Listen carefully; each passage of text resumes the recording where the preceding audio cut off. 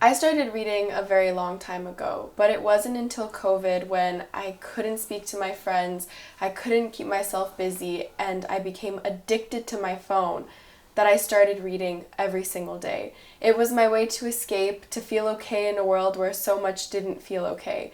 And since then, I've read over 300 books, and I have found so many ways to love reading. Whether I'm feeling sad because of a situation with love, whether I'm overwhelmed at work or school, or even if I just need a break from being on my phone and computer, I can find that in a book.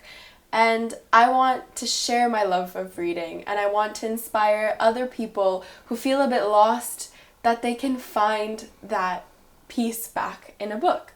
So today, I want to share one specific title which I read in a time during the pandemic, and I felt really lonely and isolated, and I felt completely addicted to the famous app TikTok. And this book actually talks about a social media a little bit, but it's a fictional story. There's a bit of romance, there's a bit of family relationships, and it's a really beautiful moment where you read about this woman who's in her late 20s and is trying to figure out life and what she wants out of life. I think it's something we can all relate to.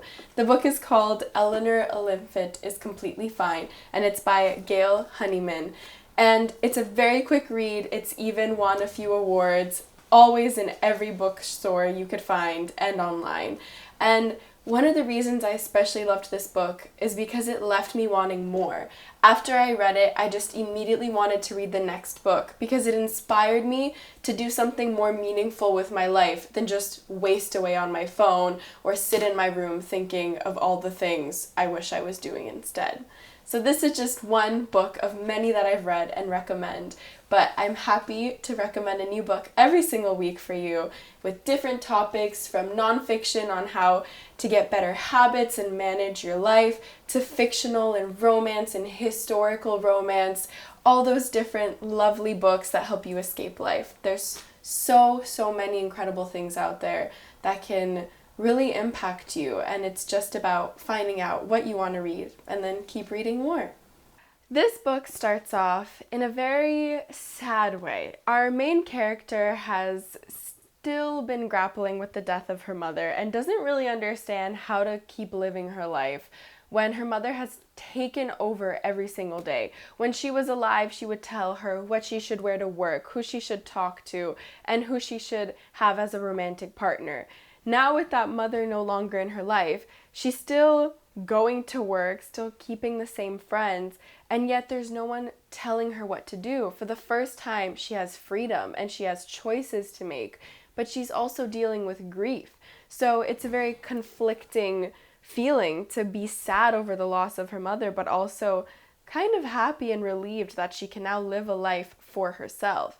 And throughout this very funny book, actually, with a lot of dark humor, we read about Eleanor and how she goes through this journey of realizing she kind of hates her job and she wants to change the profession she's in. She only studied that degree because her parents told her to.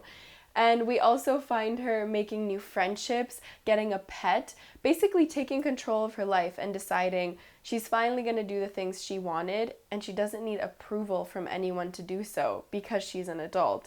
So it's a really coming of age story, and something that a lot of people, including myself, can relate to. When you move out and you're on your own and you've finished your degree, you don't really know what's next, and you realize that there's no professor or teacher or any one parent telling you what to do every day. You have to decide. So this book felt like a warm hug because it was relatable, and it was really funny to read her freaking out in the grocery store because she didn't know what the healthiest breakfast cereal was. And I know I've been in that situation, and a lot of people have, but we don't talk about it. Although you can read about it and then feel like someone understands what you're going through without having to tell your friends you're freaking out about picking out the healthiest breakfast food. So that's just a glimpse into the book. I don't want to spoil it all, but if you're feeling like adulthood is a lot to manage, this might help bring a little light into that. Be a little funny, but also very emotional and raw. The writing is incredible. It will keep you hooked and you won't want to put it down.